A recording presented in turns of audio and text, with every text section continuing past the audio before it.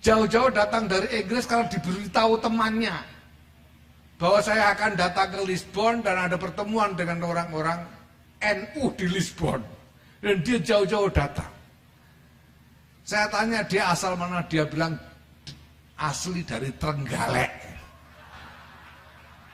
Dan sudah 20 tahun tinggal di Inggris karena menikah dengan seorang warga negara Inggris ya, yang kemudian masuk Islam. Dan dia bilang, saya ini juga NU. Padahal di Winchester sana, itu nyaris tidak ada orang Indonesia selain dia. 20 tahun tidak pernah ketemu orang yang sama-sama NU, tapi toh dia tidak mau melepas ya, jati diri jiwa NU-nya. Ini karena NU sudah menjadi peradaban.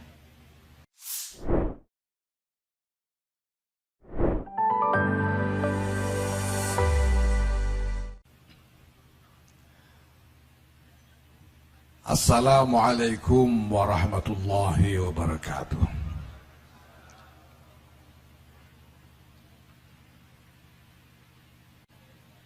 Alhamdulillah wa syukrulillah wassalatu wassalamu ala rasulillah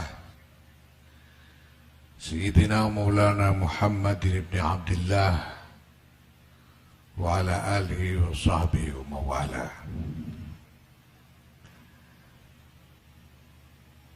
Amma ba'd,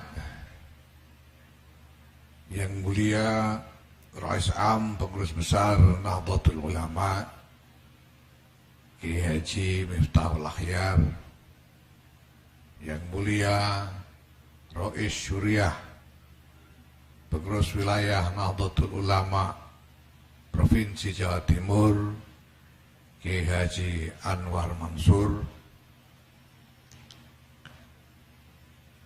Ulama al-Hajillah, para kiai, para nyai yang hadir. Kalau saya absen bisa sampai subuh nggak selesai karena terlalu banyak kiai. Kiai Fuad Nur Hasan, Kiai Anwar Iskandar, Kiai Ali Masyhuri, Kiai Hasim Wahab, belum yang sedang ngantri jadi kiai seperti Saifullah Yusuf misalnya, ini bisa panjang lagi daftarnya, nanti pokoknya semua nyai yang hadir,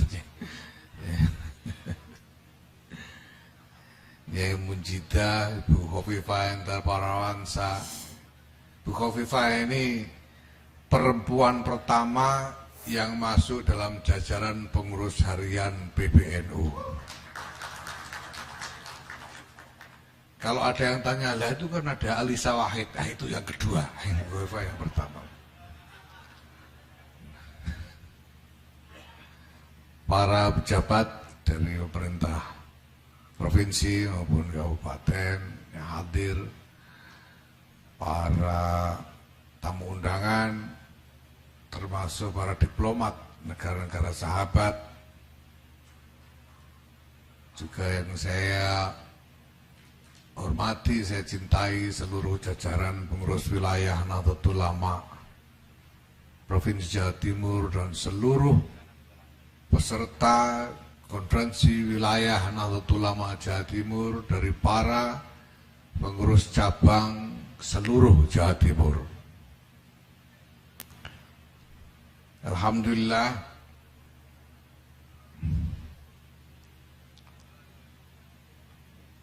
pada malam hari ini kita bukan hanya melaksanakan kewajiban organisasi untuk menyelenggarakan permusyawaratan di lingkungan PWNU Jawa Timur ini, tapi bahwa konferensi ini diselenggarakan di Pondok Pesantren Tebu Ireng, tempat kita bisa bertabarruk kepada muassis Jam'iyah dan dzurriyyah beliau. Hadirinul hadirat yang saya hormati,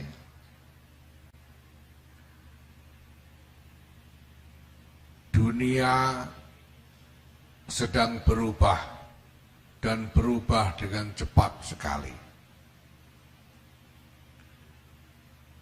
Bagi entitas apapun, apakah itu negara atau organisasi atau bahkan perorangan, di tengah perubahan yang begini cepat, semua akan menghadapi tantangan yang paling mendasar, yaitu tantangan untuk menjadi tetap relevan. Teknologi-teknologi yang kita gunakan selama ini begitu cepat tergusur relevansinya. Tahun-tahun 90-an itu saya ingat betul, di antara teman-teman yang paling duluan pertama kali pegang HP di Jakarta itu namanya Saifullah Yusuf. Itu saja belinya di Loaan. Itu HP yang saya lupa mereknya itu. Bukan Nokia apa itu namanya. Nokia agak mahal ini.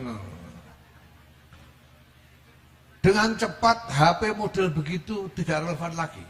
Karena kemudian sekarang ada Android, ada smartphone. Smartphone itu cuma hitungan mungkin bahkan bulan bisa menjadi tidak relevan. Nah, semua entitas yang ada ini juga akan menghadapi tantangan yang sama. Apakah itu negara atau perorangan? Kita tahu sudah berapa banyak orang-orang yang tadinya begitu penting di tengah-tengah masyarakat, tiba-tiba menjadi tidak relevan hanya karena habis masa jabatannya. Ketua Umum PBNU begini ini kalau di MLB lalu dipecat, ya jadi tidak relevan. Apalagi dalam konteks perubahan masyarakat berskala peradaban yang sekarang ini kita alami. Maka Bapak Ibu sekalian yang saya hormati, Nahdlatul Ulama pun menghadapi tantangan yang sama. Sejauh mana Nahdlatul Ulama mampu mempertahankan relevansinya di tengah-tengah perubahan yang berlangsung begitu cepat. Sampai kapan orang butuh Nahdlatul Ulama ini? Kita tahu bahwa, dan kita yakin, Jam'iyah ini adalah Jam'iyah yang mubarakah. Sebagaimana dinas oleh muasisnya sendiri. Al-Hadil Jam'iyah Al-Mubarakah Al-Mausumah Binahdlatil Ulama. Ini adalah Jam'iyah yang mubarakah. Itu keyakinan kita. Dan keyakinan ini membuat kita senantiasa optimis tentang masa depan Nahdlatul Ulama. Tetapi tentu saja siapapun yang sudah berani memegang tanggung jawab atas organisasi ini harus berbuat sesuatu untuk mengupayakan agar relevansi Jam'iyah ini lestari, bahkan meningkatkannya menjadi jauh lebih relevan lagi. Artinya jauh lebih dibutuhkan lagi. Berdasarkan cara berpikir inilah Bapak Ibu sekalian yang saya hormati, maka pengurus besar Nahdlatul Ulama sampai kepada kesimpulan bahwa Jam'iyah ini harus bertransformasi. Nahdlatul Ulama harus bertransformasi. Dan transformasi ini adalah sesuatu yang dibutuhkan secara doruri. Ini bukan hanya soal musabakoh untuk menjadi lebih baik dari yang lain. Ini bukan hanya soal muharobah untuk memenangkan pertarungan melawan yang lain. Ini soal survival. Soal bagaimana bertahan di tengah gelombang perubahan yang terjadi. Nah, dalam rangka memenuhi kebutuhan transformasi organisasi itu, kemudian kita kembangkan sejumlah strategi yang pada dasarnya meliputi 3 matra besar. Yang pertama adalah konsolidasi tata laksana atau tata kelola. Konsolidasi tata kelola organisasi. Yang kedua adalah konsolidasi agenda-agenda organisasi. Dan yang ketiga adalah konsolidasi sumber daya organisasi. Dalam konsolidasi tata kelola organisasi, Pengurus Besar Nahdlatul Ulama bersama-sama dengan pengurus wilayah Nahdlatul Ulama seluruh Indonesia melalui sejumlah konferensi besar yang telah kita gelar. Dalam ADART dinyatakan bahwa konferensi besar dan Munas Alim Ulama dilaksanakan sekurang-kurangnya 2 kali dalam masa bakti kepengurusan. Tetapi sejak dikukuhkan sampai sekarang, kira-kira mungkin hampir 3 tahun, kita sudah menggelar 4 kali konferensi besar. Dan masih akan ada beberapa kali lagi konferensi besar perlu kita selenggarakan. Untuk apa? Untuk menyusun komponen-komponen regulasi, peraturan-peraturan perkumpulan yang kita butuhkan dalam memperbaiki tata kelola organisasi. Yang kedua, dalam konteks konsolidasi tata kelola ini, kita mengembangkan penggunaan platform digital di dalam manajemen dan administrasi. Baru kemarin, tanggal 1 Agustus 2024, saya meresmikan peluncuran platform digital khusus untuk persuratan. Jadi PBNU telah membentuk satu tim untuk membangun platform digital bagi semesta NU. Jadi visi kita adalah membangun semesta digital NU. Maka dirancang satu desain yang kemudian diberi nama Digdaya NU. Digital, data, dan layanan Nahdlatul Ulama. Yang ini semua nanti segala hajat organisasi dan hajat jamaah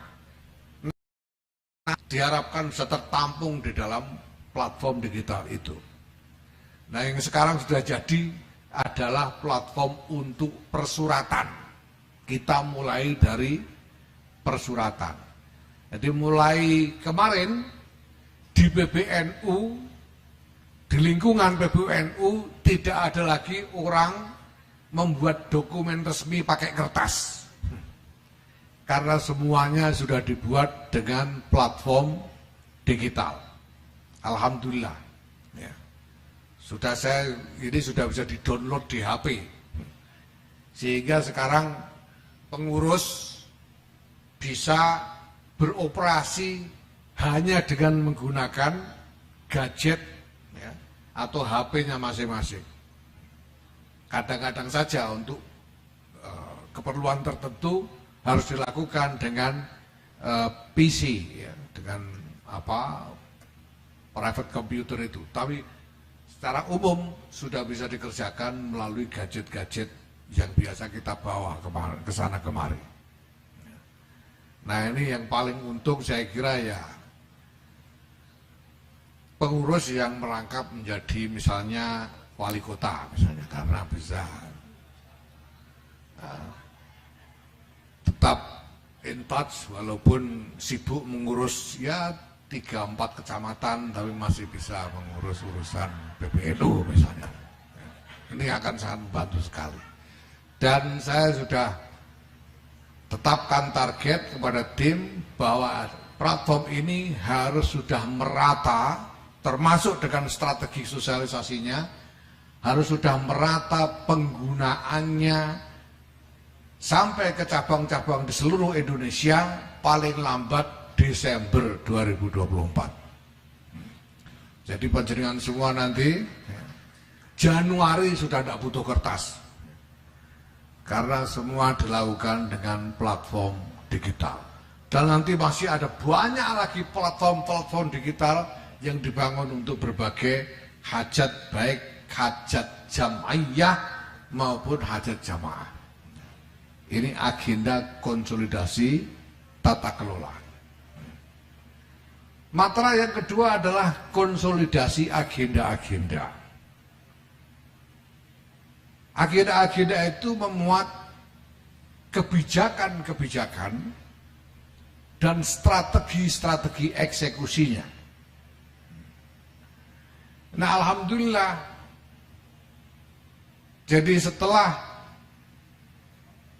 kurang lebih 6 bulan yang lalu PBNU memberikan beban baru kepada salah satu lembaga, yaitu Lakpesdam, untuk bertindak bukan hanya sebagaimana yang ditetapkan di dalam ADRT, tapi kita berikan tambahan untuk memfungsikan diri sebagai think tank, sebagai pusat penggodokan pemikiran yang bisa menghasilkan perencanaan strategi,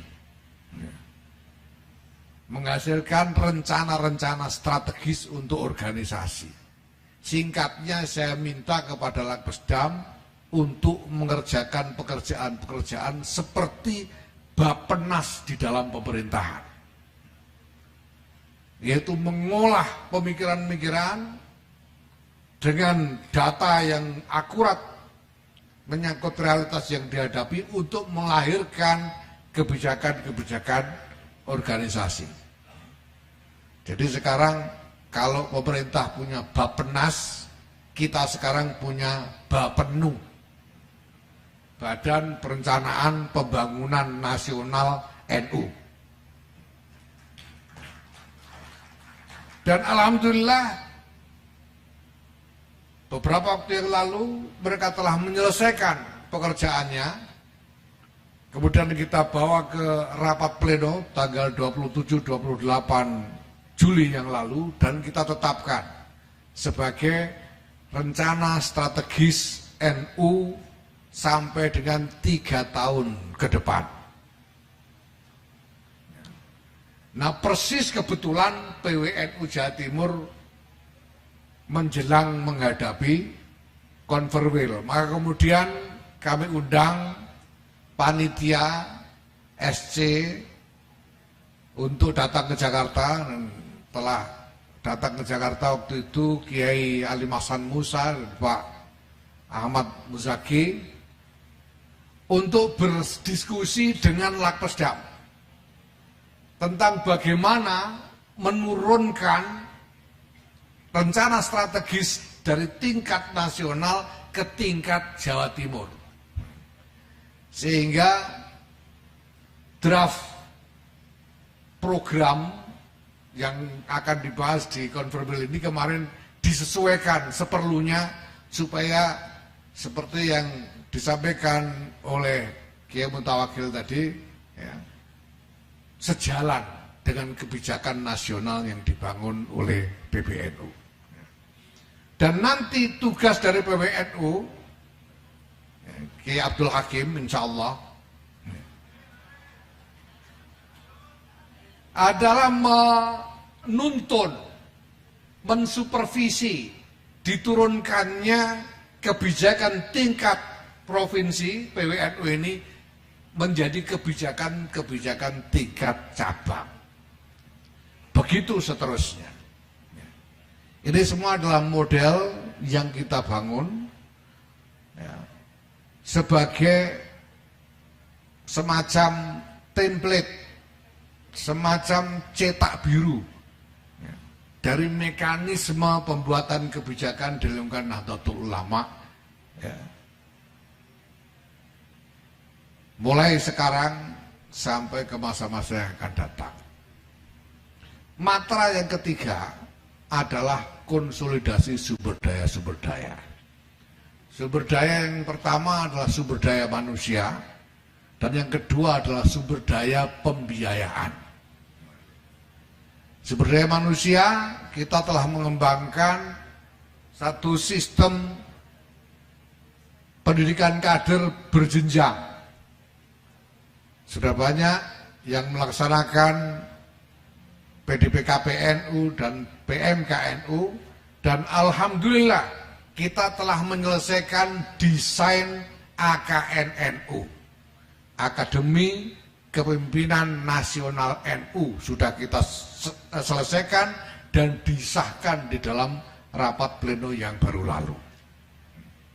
AKNNU ini akan memuat komponen-komponen bukan saja menyangkut hal-hal yang relevan untuk kepemimpinan domestik dalam negeri, tapi juga komponen-komponen internasional. Bahkan kami telah berkomunikasi dengan jaringan internasional yang kita miliki sekarang dan sudah mendapatkan komitmen dari sejumlah tokoh internasional untuk nantinya menjadi narasumber dan instruktur AKNNU. Ada profesor dari Harvard, ada dari Boston University, ada diplomat dari Slovakia, ada tokoh jurnalis dari Mesir, dan lain sebagainya. Jadi kita punya jaringan tokoh-tokoh yang siap membantu dari Amerika, Eropa, Timur Tengah, dan Afrika insya Allah. Nah kemarin sesudah rapat pleno ini sudah kita umumkan untuk siapa saja di antara kader yang sudah lulus PMKNU dan ingin mengembangkan kapasitasnya lebih jauh bisa mengikuti AKNNU ini dengan syarat TOEFL 650 untuk satu orang. Nah, jadi ini TOEFL tidak bisa buat kembulan. Jangan dianggap ya 650 3 orang misalnya, tidak bisa begitu. Ini TOEFL 650 untuk satu orang, dan diutamakan juga punya kapasitas berbahasa Arab. Kenapa? Karena materi-materi pendidikan ini nanti akan disampaikan sebagian besar dalam bahasa Inggris dan bahasa Arab. Nah maka program ini baru akan kita laksanakan insya Allah tahun depan,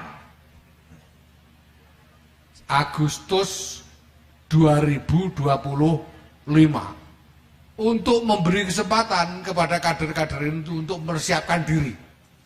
Maka silahkan mulai sekarang nyari kursus supaya tahun depan bisa mengikuti seleksi. Ya, karena seleksinya itu kecakapan bahasa, wawasan termasuk dengan psikotes. Ya. Dan untuk angkatan pertama akan diambil hanya maksimal 30 orang. Kalau belum masuk seleksi angkatan pertama bisa ikut seleksi lagi angkatan berikutnya, tidak masalah. Ya. Tapi ini yang akan kita lakukan dan masa pendidikannya 1 tahun, walaupun tidak setiap hari masuk. Ya. Nah ini nanti akan menjadi sistem yang sophisticated, yang sangat canggih untuk kita semua. Ya. Mengenai konsolidasi pembiayaan, saya kira Bapak Ibu sudah mendengar, bahkan mungkin ikut bertengkar bahwa Nahdlatul Ulama mendapatkan izin atau konsesi tambang dari pemerintah.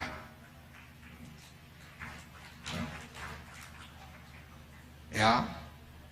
Dan kita menerimanya melalui keputusan rapat.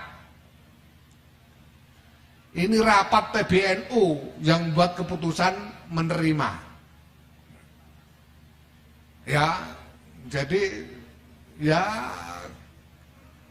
kalau ngotot mau nolak, ya silahkan tunggu muktamar yang akan datang, lalu cari PBNU yang lain dan suruh mengembalikan konsesinya kepada pemerintah, itu aja.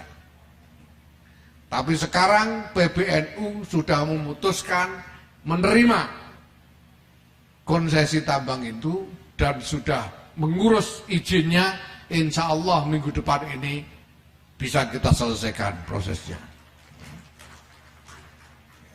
Ya, yang tidak mau ya nanti kita jelaskan sambil jalan.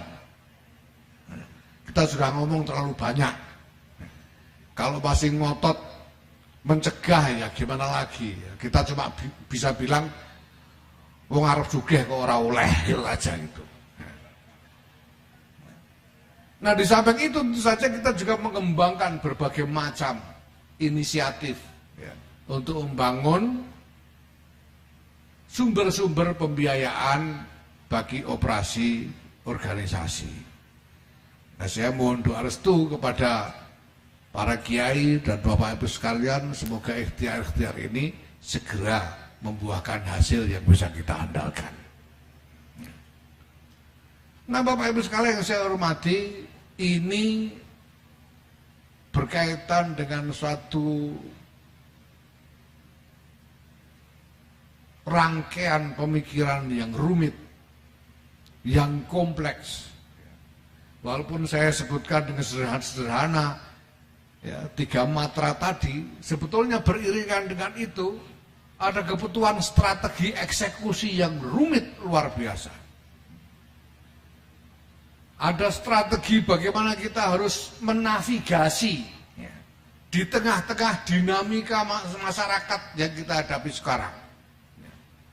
Itu butuh repositioning, butuh segala macam, ya, butuh taktik, butuh manuver-manuver yang memang tidak sederhana. Karena masalah yang kita hadapi juga tidak sederhana. Sedangkan transformasi yang kita butuhkan, ini ada desain baru yang menyangkut kompleksitas, seluruh kompleksitas keberadaan jamiah dan jamaah ini. Strategi untuk melangsungkan transformasi itu akan menyangkut mulai dari mindset, mulai dari cara berpikir, kebiasaan-kebiasaan, sampai dengan praktek-praktek yang baru, serta pemikiran-pemikiran yang baru. Dan dalam proses ini tidak bisa kita hindari adanya potensi-potensi kontroversi, bahkan konflik. Kontroversi itu kita tahu ramainya orang. Mungkin dalam sekian bulan terakhir ini orang itu paling banyak ngomong soal NU, bertengkar soal NU. Mulai dari urusan nasab sampai urusan tambang. Semuanya dikaitkan dengan NU. Kontroversi, bahkan konflik. Wah, apalagi kita punya sekjen yang paling hebat ini. Ya karena saya memang minta, saya sejak awal datang ke sana kemari, saya ajak 2 orang, yang satu wakil ketua umum Pak Amin Said Rusdi, yang satu sekjen. Dan saya bilang saya ini mau nanam. Kalau saya ke daerah, saya bilang saya mau nanam, saya bawa orang yang memikul bibit, namanya Amin Said Rusdi. Tapi saya bawa satu lagi yang tukang bawa macul, ya, namanya Saifullah Yusuf. Jadi nanti kalau ada batu yang berengkel pacul gitu saja, bagian macul. Nah, alhamdulillah. Karena memang ini tidak bisa kita hindari. Apa boleh buat di tengah keadaan yang begini. Nah, tetapi Bapak Ibu sekalian, saya sama sekali tidak berkecil hati. Walaupun di tengah begitu gelombang kontroversi yang begitu banyak, di tengah konflik caci maki orang yang tidak karu-karuan, apalagi kalau kita ikut-ikutan aktif di media-media sosial ini sudah tidak karu-karuan. Saya sering ditanya bagaimana solusinya NU dicaci maki di medsos ini. Saya jawab solusinya sederhana, jangan baca, selesai. Orang caci maki kalau kita tidak baca mau apa? Ya apa boleh buat. Dan saya tidak berkecil hati sama sekali terkait dengan ini semua, Bapak Ibu sekalian. Kenapa? Karena saya telah menyaksikan, dan ini menjadi keyakinan saya, bahwa Nahdlatul Ulama ini telah menjelma menjadi peradaban. Nahdlatul Ulama ini bukan sekedar jamiah, bukan sekedar struktur organisasi, bukan sekedar komunitas jamaah saja, tapi telah menjadi peradaban dengan segala budaya, nilai-nilai, kebiasaan-kebiasaan yang apabila orang masuk ke dalam lingkungan peradaban itu nyaris tidak mungkin dia bisa keluar lagi. Nahdlatul Ulama ini sudah menjadi semacam urwatul wusqa lamfiso malaha. Orang kalau sudah NU, walaupun pergi kemana-mana, itu baliknya NU lagi. Sudah jadi pengurus Muhammadiyah, mati minta ditahlili itu orang. Kalau sudah terlanjur NU. Karena sudah jadi peradaban. Dan ini saya saksikan bukannya di lingkungan-lingkungan terdekat kita saja. Saya ini sudah terkenal berkeliling dunia ke sana kemari, dan tidak ada tanah di dunia ini yang saya jejak kecuali saya bertemu orang NU di situ. Saya ke Darwin ketemu orang NU. Saya ke Amerika ketemu orang NU. Saya ke Inggris ketemu orang NU. Saya ke Lisbon di Portugal belum lama ini ketemu orang NU. Dan di antara Lisbon ini bukan tempat biasa didatangi orang Indonesia sebetulnya, tidak banyak. Ketika mendengar saya datang ada sekitar 15-20 orang kemudian minta ketemu dan saya temui. Dan di antara mereka ada seorang perempuan yang jauh-jauh datang dari Inggris. Bukan London, tak mana lupa saya. Winchester atau mana rumahnya. Jauh-jauh datang dari Inggris karena diberitahu temannya bahwa saya akan datang ke Lisbon dan ada pertemuan dengan orang-orang NU di Lisbon. Dan dia jauh-jauh datang. Saya tanya dia asal mana, dia bilang asli dari Trenggalek. Dan sudah 20 tahun tinggal di Inggris karena menikah dengan seorang warga negara Inggris ya, yang kemudian masuk Islam. Dan dia bilang, saya ini juga NU. Padahal di Winchester sana itu Nyaris tidak ada orang Indonesia selain dia. 20 tahun tidak pernah ketemu orang yang sama-sama NU, tapi toh dia tidak mau melepas ya, jati diri jiwa NU-nya. Ini karena NU sudah menjadi peradaban. Maka saya juga tidak berkecil hati. Sekeras apapun orang NU ini bertengkar, tidak akan lepas NU-nya. Sekeras apapun bertarung di antara sesama, tidak akan lepas NU-nya. Buktinya ada di sini.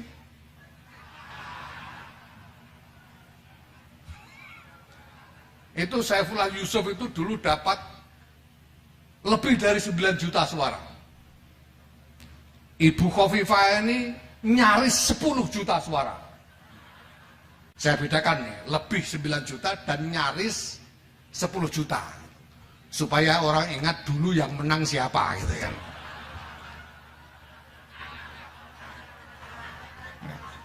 Nah ini kan tinggal ngitung saja.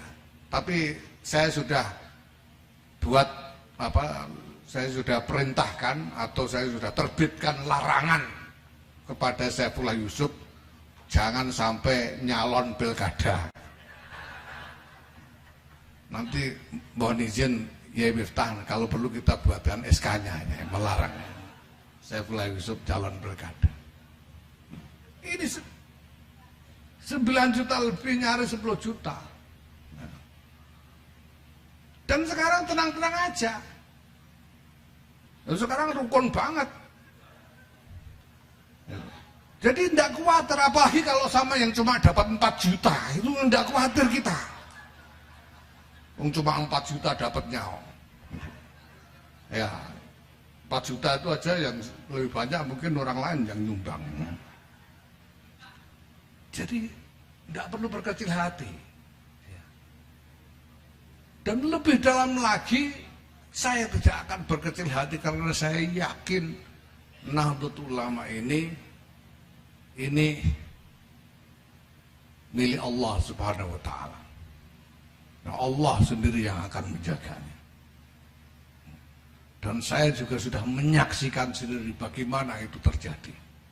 Ketika kita menyelenggarakan peringatan 1 abad Nahdlatul Ulama di Sidoarjo yang lalu, saya menyaksikan itu sudah bukan hajatnya manusia.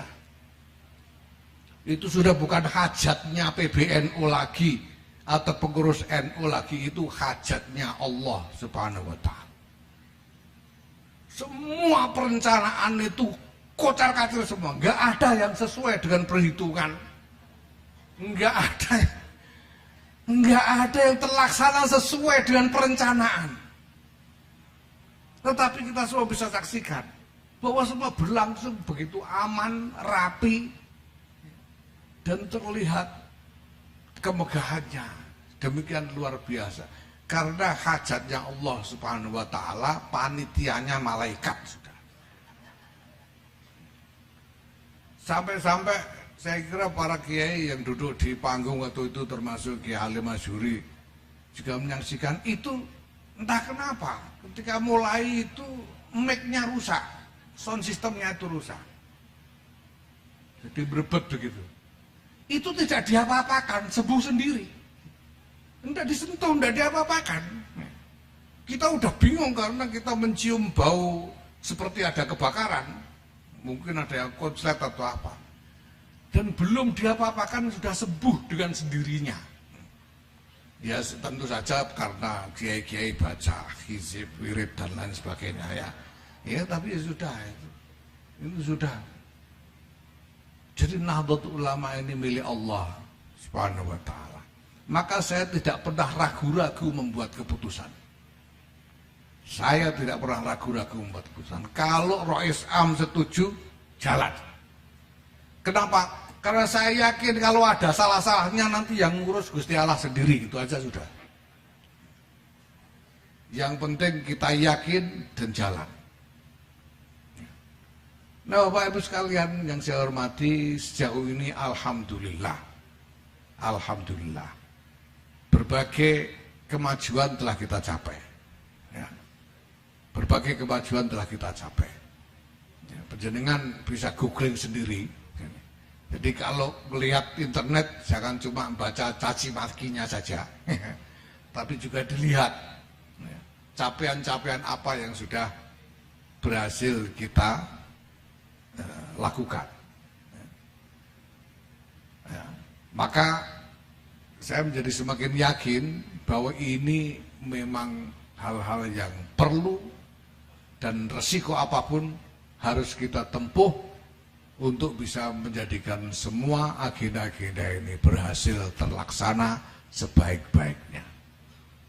Saya hanya mengajak kepada Bapak Ibu sekalian, para pengurus Nahdlatul Ulama se-Jawa Timur, para kader dan warga NU Jawa Timur, mari kita meneguhkan hati untuk mengupayakan keberhasilan dari visi besar ini sebagai sumbangan kita kepada Nahdlatul Ulama.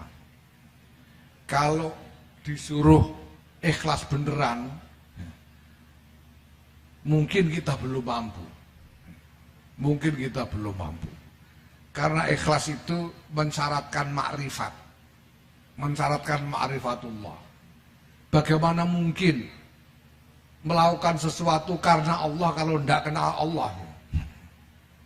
Sedangkan ma'rifatullah itu bukan ilmunya orang awam. Nah maka awam-awam kayak saya begini susah disuruh ikhlas, itu susah. Untungnya kita bisa berikhlas secara tawasul.